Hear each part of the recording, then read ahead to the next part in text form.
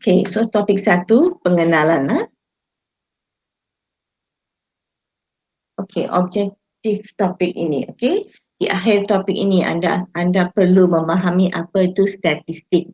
Okay, anda mesti tahu jenis-jenis statistik, beza antara statistik deskriptif dan statistik inferensi, jenis-jenis pemboleh upah, jenis-jenis skala yang berlainan. Anda mesti tahu membezakan antara nominal, ordinal, scalar dan nisbah, dan kepentingan statistik dalam kehidupan seharian. Ini yang kita akan liputi hari ini, okey? Okey, apa itu statistik? Statistik adalah suatu kaedah saintifik, okay, untuk mengumpul, menyusun, meringkas, mempersembah dan menganalisis data serta membuat kesimpulan, rumusan dan keputusan berdasarkan hasil penganalisisan data tersebut. Jadi ada beberapa proses dalam statistik ini. Ya. Prosesnya mengumpul, menyusun, meringkas, mempersembahkan. Kemudian analisis data. Lepas analisis data, buat kesimpulan dan rumusan. Itu statistik. Okey? Okey. Statistik juga adalah sains yang berurusan dengan pungutan data, analisis, tafsiran dan persembahan data numerik. Artinya data dalam bentuk angka. Okay? Seperti juga cabang-cabang matematik yang lain seperti kalkulus, algebra. Statistik juga merupakan satu cabang matematik. It is one bidang by itself. Okay? Dan banyak daripada sains statistik berdasarkan kepada pemikiran matematik dan terbitannya. Okay? Statistik merupakan bidang matematik yang menghasilkan teori dan kaedah untuk menganalisis data. Jadi pada kesimpulannya, statistik adalah satu set teori dan kaedah yang boleh digunakan untuk memahami data. So statistik is all about the data. Okay? Bagaimana kumpulnya, bagaimana mempersembahkannya, bagaimana analisisnya dan bagaimana kita memahami data kita. Itu ialah statistik. Boleh faham? Boleh. Okay. Anytime you have a question, you just stop me and ask a question, okay? Okay. Sekarang kita nak lihat beberapa istilah-istilah penting di dalam statistik yang kita selalu akan gunakan. Istilah pertama ialah populasi. Okay? Apa maksud populasi? Keseluruhan set individu atau keseluruhan set objek atau semua orang yang mempunyai ciri-ciri kesamaan dikenali sebagai populasi. Okay? Contoh populasi seluruh penduduk di Malaysia. That is populasi, populasi penduduk Malaysia. Kita juga ada populasi pelajar PPI SMP. Yang ini merujuk kepada semua pelajar PPI SMP di dalam negara ini. Dan ini adalah satu populasi. Populasi adalah besar, kumpulan yang besar. Okay? Kumpulan yang mempunyai ciri-ciri yang sama. Atau kita ada populasi sekolah menengah murid sekolah menengah di Malaysia. That is a population. Bolehkah anda beri beberapa contoh populasi lagi? Populasi artinya kita hendak mengkaji satu kumpulan orang, okay, yang mempunyai ciri-ciri yang sama. Okay. Can anybody give me another contoh for populasi? No? Want to listen? Alright. Okay, tadi kita telah lihat populasi, okay. Sekarang kita lihat apa tu sampel. Okay. Sebahagian daripada populasi yang dipilih dengan menggunakan kaedah pemilihan sampel tertentu. Jadi populasi adalah besar. Mereka yang mempunyai ciri-ciri yang sama. Jika kita pilih sebahagian sahaja daripada populasi itu, ia dikenali sebagai sampel. Okay? Ciri-ciri sampel yang baik ialah sampel paling baik jika sampel dipilih secara rawak. Sampel mesti memiliki ciri-ciri populasi. Katakan kita nak kaji populasi PPI, pelajar PPI SMP, maka sampel kita mesti daripada pelajar PPI SMP. Kita tak boleh pilih pelajar PI SMP pula, okey? Sebab mereka tidak mempunyai ciri yang sama. Okey, dan sampel itu mesti mewakili populasi, okey? Contohnya, contohnya saya hendak membuat kajian ke atas pelajar PPI SMP. Jadi maka populasi saya ialah pelajar PPI SMP. Sampel saya sekarang, kita ada banyak institut perguruan. Jadi setiap institut perguruan ada pelajar PPI SMP. Saya mungkin tak sempat mengkaji semua pelajar PPI SMP. Jadi saya hendak memilih satu sampel. Mungkin saya memilih pelajar-pelajar PPI SMP dari IPG KIK. Kenapa saya pilih mereka? Sebab saya juga mengajar di sana, mudah untuk saya memilih mereka. Jadi pelajar PPI SMP dari IPG KIK adalah sampel saya. Tapi saya tak pilih mereka secara rawat. Saya pilih mereka mengikut keselesaan saya. Jika saya menulis nama IPG, setiap IPG dan masukkan dalam sebuah balang, kemudian saya pick satu nama IPG, maka dan katakan saya dapat IPG Pulau Pinang, maka sampel di situ saya telah pilih secara rawat. Random sampling, okey. Jika saya pilih mengikut keselesaan saya, itu bukan rawat, tapi mereka masih sampel. Tapi jika saya memilih secara rawat, mungkin saya tuliskan semua nama, kemudian saya pilih satu tanpa melihat nama-nama itu, maka saya telah pilih secara rawat. Pilihan secara rawat adalah sampel yang terbaik. Okey. Tapi kalau kita tidak ada jalan lain, kita boleh pilih mengikut keselesaan kita. Okay. Jadi kesimpulannya, populasi adalah kumpulan yang besar, sampel adalah kumpulan yang kecil yang kita pilih daripada populasi yang dikaji. Okay. Okay, this is our visualnya. Inilah yang target population ini ialah populasi yang besar. Bila kita pilih beberapa orang di dalam populasi, ia adalah sampel. Okay. So kita lihat satu perbezaan antara populasi dan sampel. Satu lagi ya. Semua ukuran yang digunakan untuk menerangkan populasi dikenali sebagai parameter. Okay. Semua ukuran yang dikira daripada sampel dikenali sebagai statistik. Okay. So dalam buku kadang-kadang kita lihat mean statistik. Mean statistik merujuk kepada mean yang diperolehi daripada sampel.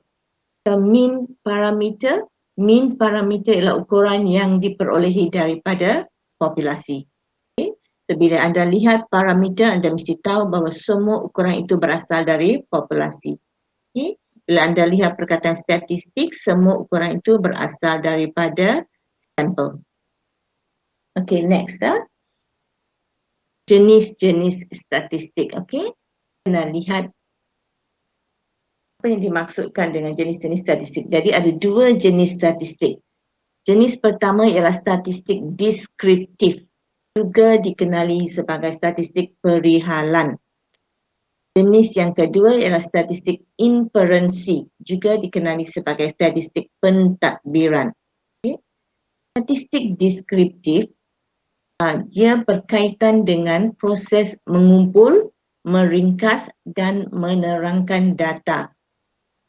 Lebih mudah sedikit ya. Dia mengumpul, meringkas dan menerangkan data. Deskriptif artinya describe, menghuraikan. Jadi dia menghuraikan data. Inferensi artinya you want to make inference. Okay, inferensi. Jadi inferensi melibatkan proses membuat ramalan atau kesimpulan tentang populasi berdasarkan data daripada sampel. Statistik deskriptif hanya menerangkan datanya daripada sampel. Jadi dia hanya menerangkan sampel sahaja. Statistik inferensi, walaupun data daripada sampel, data itu boleh digunakan untuk menghuraikan populasi. Itu bezanya antara statistik deskriptif dan inferensi. Ya. Deskriptif hanya boleh menerangkan sampel sahaja. Semua data yang dikumpul, analisisnya hanya boleh menerangkan sampel. Inferensi, walaupun data dikumpul daripada sampel, tetapi analisis itu boleh digunakan untuk menghuraikan populasi. Okey. Okay. Dalam statistik deskriptif, kita mula dengan kumpul data. Contohnya dengan menggunakan soal selidik. Kemudian kita persembahkan data itu. Biasanya data dipersembahkan dalam bentuk jadual dan dalam bentuk graf, mana-mana satu graf, okey. Kemudian data itu dianalisis. Analisis maksudnya kita akan susun data itu, kemudian kita akan mencari mean, median, mode, sisian piawai. Itu maksudnya analisis. Kita mencari ukuran-ukuran bagi data kita. Contohnya mean sample lah. Lepas kita buat analisis, kita buat interpretasi. Maksudnya apa maksud mean yang kita dapat itu? Apa maksud sisian piawai yang kita dapat itu? Daripada itu kita buat kesimpulan tentang sampel kita. Okay? Inilah statistik deskriptif. Okay? Statistik inferensi selain daripada yang ini, ia juga melibatkan pengumpulan data. Okay? Statistik inferensi kita juga kumpul data, persembahkan data dan kita analisis data. Tapi analisis ini lain sedikit. Okay? Dalam analisis statistik, kita biasanya membuat penganggaran. Contohnya, kita menganggar mean berat populasi menggunakan mean berat sampel. Artinya, kita kumpul data dari sampel, kita menganggar mean berat sampel. Daripada mean berat sampel itu, kita boleh menganggar mean berat populasi keseluruhan. Atau kita menguji hipotesis. Kita membuat satu hipotesis. Contohnya, semua pelajar PPISMB mempunyai berat 80 kg. Itulah hipotesis kita. Kemudian kita uji, kita ambil sampel, kita buat kumpul data, analisis dan kita cuba buktikan hipotesis ini benar atau salah. Atau kita boleh menentukan hubungan antara pemboleh ubah. Katakan hubungan di antara berat badan dan diet. Okey? Dalam statistik inferensi, kita ada ujian-ujian untuk menentukan hubungan antara pemboleh ubah. Statistik deskriptif tidak ada ujian khas ini, okey? Kita juga boleh membuat ramalan di dalam statistik inferensi. Jadi, di antara statistik deskriptif dan inferensi, kedua-duanya sama penting, okey? Kedua-duanya penting. Deskripsi gunakan untuk sampel sahaja. Inferensi digunakan data diambil dari sampel kemudian digunakan untuk menghuraikan populasi. Ya. Inferensi ada ujian-ujian yang lebih canggih. Jadi kita boleh membuat penganggaran, kita boleh buat pengujian hipotesis, kita boleh menentukan hubungan atau korelasi antara pemboleh ubah dan kita boleh membuat ramalan. Okay? Itu beza antara deskriptif dengan inferensi. Okay? Okay. Kita lihat sedikit lagi perbezaan antara statistik deskriptif dan statistik inferensi. Ya. Jadi statistik deskriptif tentang kita dah lihat. Kita lihat contoh ujian. Okay. Bagi statistik deskriptif, kita biasanya menyusun data kita dalam taburan frekuensi, kemudian pamerkannya dalam bentuk carta, graf dan jadual. Ini adalah penting dalam statistik deskriptif. Kita mesti tunjukkan data kita dalam bentuk carta. Lepas itu kita membuat beberapa pengiraan. Kita mengambil beberapa ukuran berangka seperti mean, median, mode, bulat, variance, sisian piawai dan persentil, desil, kuartil pertama, kuartil kedua, kuartil ketiga. Okay. Mean, median dan mode adalah ukuran kecenderungan memusat. Okay. Yang lain adalah ukuran serakan. Dalam satu kajian kita tak perlu ambil semua ukuran. Kita ambil contohnya mean dan sisian piawai sudah cukup, okay, untuk menerangkan data kita. Kemudian kita juga akan melihat bagaimana taburan data kita, adakah dia bertabur secara normal atau tidak. Okay. Jadi inilah ujian untuk statistik deskriptif. Untuk statistik inferensi pula, kita akan membuat ujian-ujian yang lebih canggih yang biasanya memerlukan penggunaan software, okay? SPSS or something like that. Jadi kita boleh buat ujian chi-square kuasa 2, ujian korelasi Pearson untuk melihat hubungan antara pemboleh ubah atau analisis pemfaktoran faktor analisis, ujian T ANOVA. Semua ujian-ujian ini adalah untuk statistik inferensi, untuk kita membuat anggaran, menguji hipotesis, membuat ramalan. Itu beza antara statistik deskriptif dan inferensi. Di dalam kursus ini, anda akan buat statistik deskriptif sahaja. Tapi anda mesti tahu beza di antara statistik deskriptif dan statistik inferensi.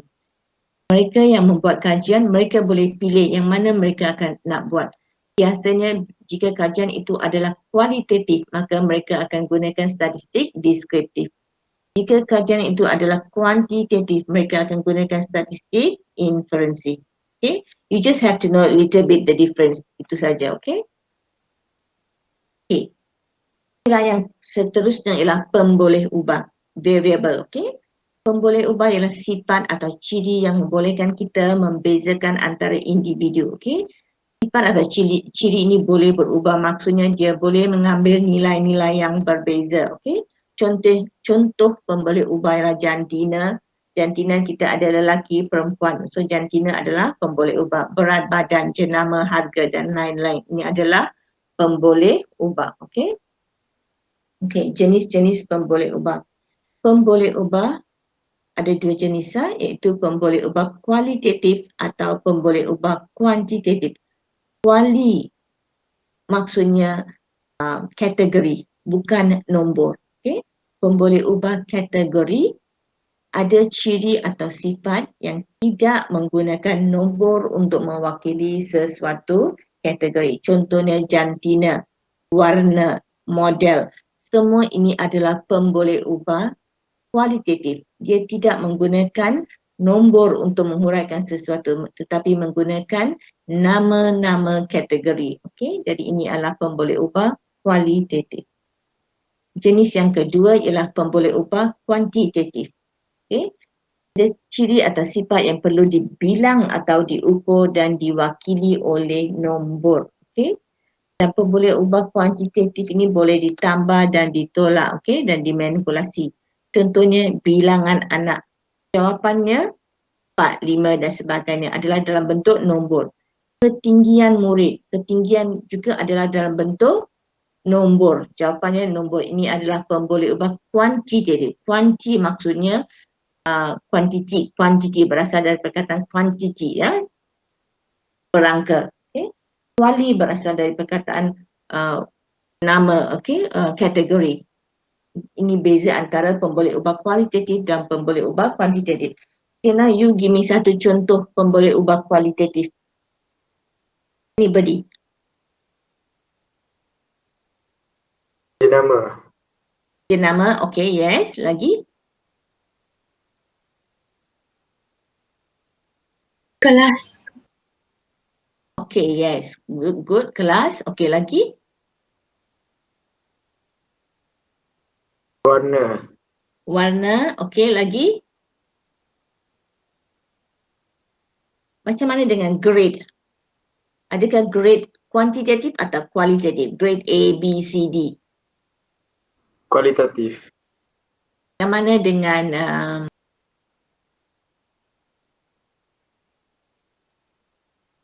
markah atau skor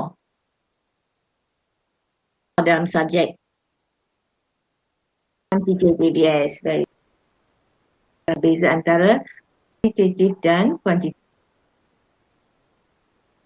Boleh ubah kuantitatif, hanya kuantitatif. Boleh ubah kualitatif berdasarkan kepada ciri-ciri, attributes. Boleh ubah kuantitatif pula ada dua jenis, iaitu selanjar dan diskrit. Selanjar maksudnya ada kesinambungan dalam ukurannya. Boleh mengambil nilai antara dua nilai spesifik, 3 dan 4, 3.1, 3.2, 3. Itu adalah selanjar. Barang boleh ubah yang ada nilai-nilai di antara dua spesifik adalah boleh ubah dan nilainya diperolehi melalui ukuran, measurement. Contohnya suhu kita 36.2 dan sebagainya. Jadi suhu adalah selanjar. Salah satu pemboleh ubah yang paling lazim. Pemboleh ubah kuantitatif yang kedua ialah pemboleh ubah diskrit. Boleh dibilang, boleh diasing.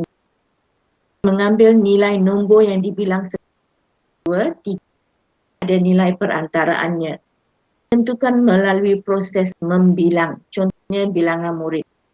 Tak ada bilangan murid 2.5, tak ada. 2 atau adalah beza antara selanjar dan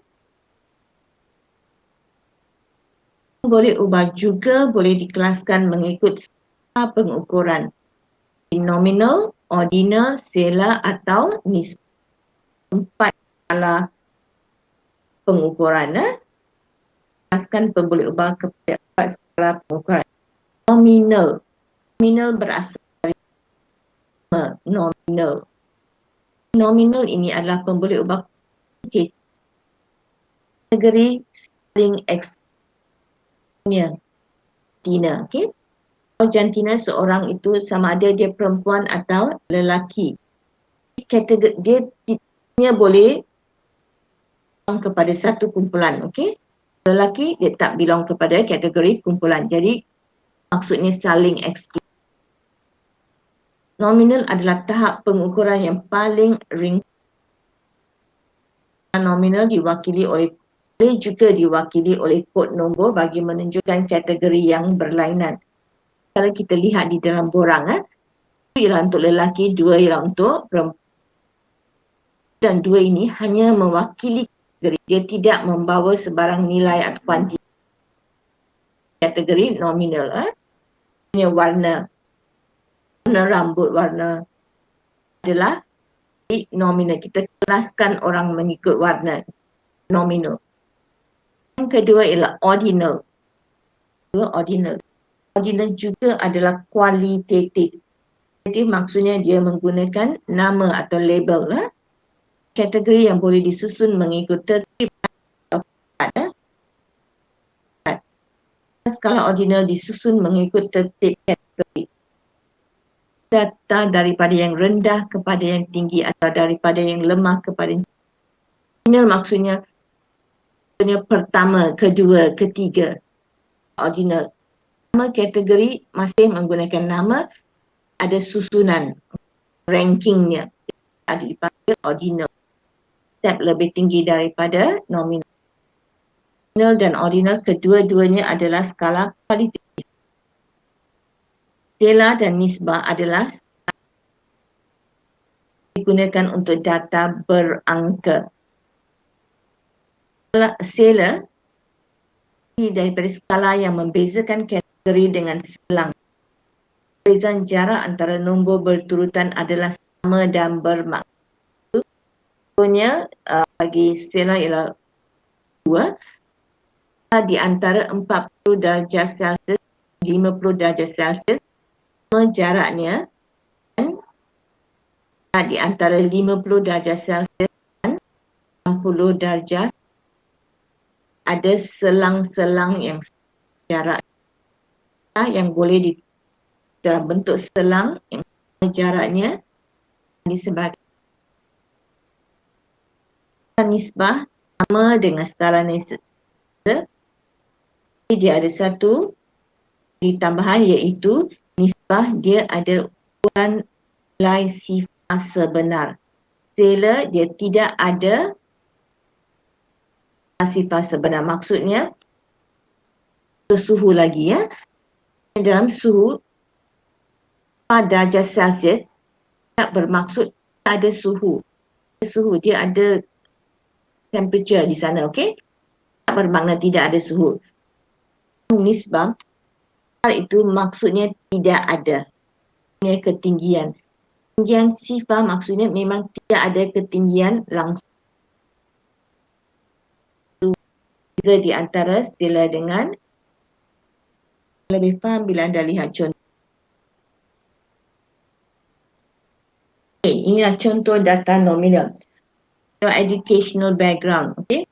Walaupun di sini ada 1, 2, 3, 4, yang 1, 2, 3, 4 ni hanya merujuk kepada labelnya. 1 is elementary, 2 is high school, undergraduate, graduate. Kategori ini adalah dalam bentuk label atau nama. Ia adalah data nominal. Nama means nominal. Your nationality, American, German, Kenyan, all these are names, okay? Perkataan, jadi dia adalah data. Kalau data itu dalam perkataan, itu dalam perkataan, it could be nominal or ordinal. Disusun mengikut tertib. Kalau tidak ada susunan di situ, dia adalah ada nombor di data nominal, dia hanya digunakan untuk membezakan, bukan untuk memberi. Nombor yang diberi hanyalah untuk tujuan pengelasan dan ini adalah contoh data nominal. Data ordinal. Okay, this is contoh data ordinal. How do you feel today? Very unhappy, okay, happy, very happy. Susunannya, okay, dari very unhappy, feel happy. There is some form of order here. How satisfied are you? Very satisfied, feel unsatisfied, feel very. Walaupun kita menggunakan label-label kategori perkataan, ada susunannya. Can you rate your knowledge of Excel? Either very good or not good. Jadi dia ada pemeringkatannya. Semua data daripada nama atau berperkataan disusun adalah data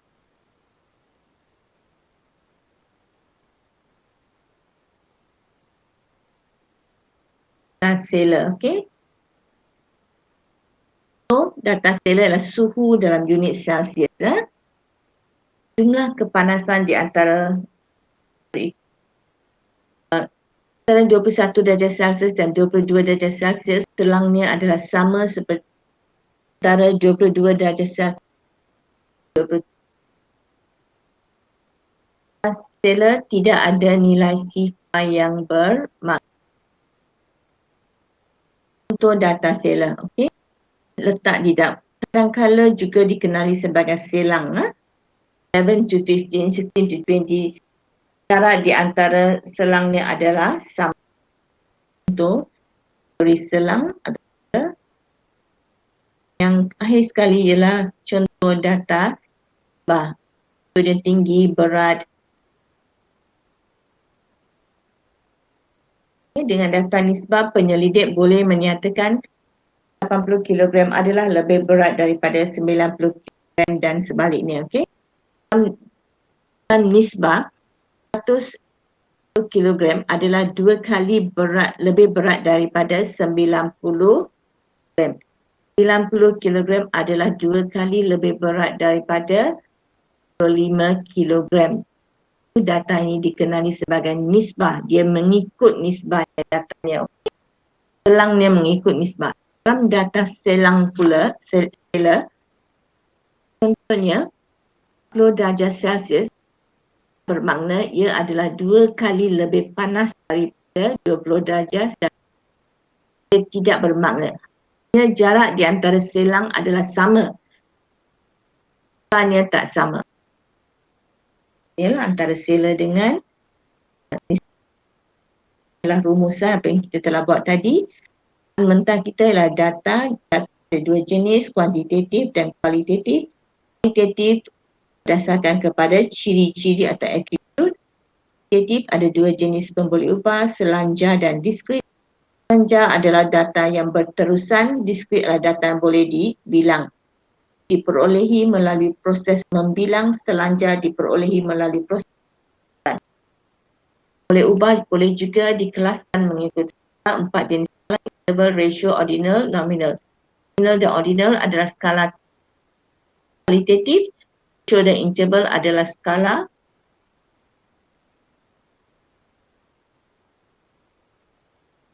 data kuantitatif adalah data yang dinyatakan dalam bentuk angka